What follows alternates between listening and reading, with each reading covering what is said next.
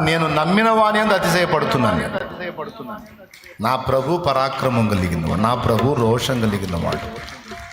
పౌరుషము గల ప్రభు కోపింపగ పర్వతం